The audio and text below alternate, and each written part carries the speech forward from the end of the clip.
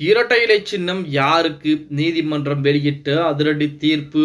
நம்ம போடக்கூடிய வீடியோக்கள் உங்களுக்கு பிடிச்சிருக்கு அப்படின்னா ஒரு லைக் பண்றதுக்கு மட்டும் மறந்துடாதீங்க.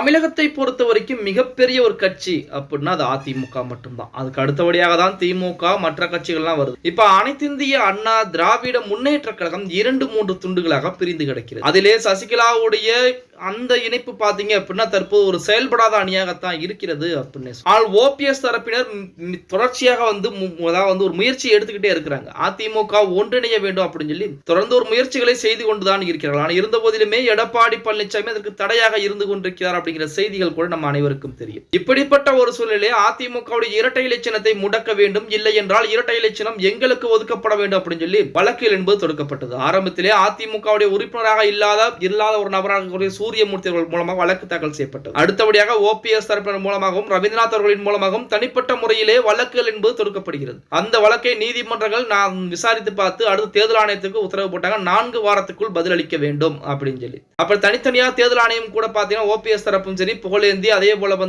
நமது சூரியமூர்த்தி போன்றவர்கள் எல்லாம் தனித்தனியா விசாரணை பண்ணாங்க. இந்த விசாரணைக்கு தடை விதிக்க வேண்டும் அப்படின்னு சொல்லி உயர்நீதிமன்றத்திலே எடப்பாடி பழனிசாமி வழக்குகளை தொடுத்திருந்தார். அந்த வழக்கை விசாரித்து பார்த்த நீதிபதிகள் தேர்தல் ஆணையத்துக்கு இடைக்கால தடை என்பது விதிச்சாங்க. தேர்தல் ஆணையம் மேல்முறை செய்ததின் காரணமாக அதை விசாரித்து பார்த்த நீதிபதிகள் பாத்தீங்கன்னா தேர்தல் ஆணையம் விசாரிக்கலாம் அப்படின்னு சொல்லி உத்தரவுகளையும் போட்டாங்க. அதன் அடிப்படையில் தேர்தல் ஆணையம் தற்போது விசாரணையை முடித்து விட்டதாக செய்திகள் என்பது வெளியாகி அந்த வழக்கு நேற்று தினம் விசாரணைக்கும் வந்திருக்கிறது. அந்த விசாரணையிலே ஓபிஎஸ் தரப்பின் மூலமாக அதாவது ரவீந்திரநாத் அவர்களின் மூலமாக தாக்கல் செய்யப்பட்ட வழக்கை பொறுத்த வரைக்கும் அதிமுகவில் ஓபிஎஸ்ஸின் பக்கம் ஆதரவுகள் என்பது நிறைய இருக்கிறது. அதாவது எடப்பாடி பழனிசாமி இருக்கக்கூடிய ஆதரவுகளை காட்டிலும் ஓபிஎஸ்ஸிற்கு ஆதரவுகள் அதிகமாக இருப்பதாக ரவீந்திரநாத் அவர்கள் நீதிமன்றத்திலே தெரிவித்திருக்கிறார். அதையடுத்து எடப்பாடி பழனிசாமி அதிமுகவிலே எந்த பிளவுகளும் கிடையாது, அவர்கள் அனைவருமே கட்சியை விட்டு நீக்கப்பட்டவர்கள், அவர்களுக்கும் அதிமுகவிற்கும் எந்த விதமான சம்பந்தமும் கிடையாது. அப்படி இருக்கக்கூடிய ஒரு சூழ்நிலையில் அடிப்படை உறுப்பினரே இல்லாத நபர்களுடைய வழக்குகளை தேர்தல் ஆணையம் விசாரணை செய்ய உகந்ததல்ல அப்படிங்கிற மாதிரி தகவலை எடப்பாடி பழனிசாமி தரப்பு தெரிவிச்சிருக்காங்க. இந்த 2 தரப்பு வாதங்களையும் கேட்ட நீதிபதிகள் பாத்தீங்க அப்படின்னா வருகின்ற 12ஆம் தேதி இரட்டை இலை சின்ன வழக்கிலே தீர்ப்புகள் கொடுக்கப்படும் அப்படிங்கிற தகவலை அதிகாரப்பூர்வமாக தெரிவித்திருப்பதாக செய்திகள் என்பது வெளியாகி இருக்கிறது. அப்ப வருகின்ற 12ஆம் தேதி இரட்டை இலை சின்னம் யாருக்கு கிடைக்க போகிறது, தேர்தல் ஆணையம் யார் பக்கம் சாதகமாக முடிவெடுக்க முடியும் அப்படிங்கிற அனைத்து தகவலுமே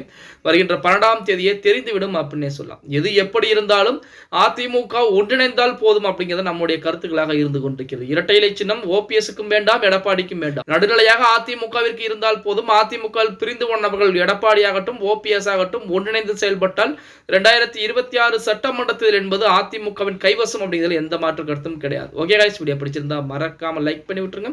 அப்படியே வீடியோ ஃப்ரெண்ட்ஸ் அண்ட் ஃபேமிலிக்கும் ஒரு ஷேர் பண்ண மறந்துடாதீங்க.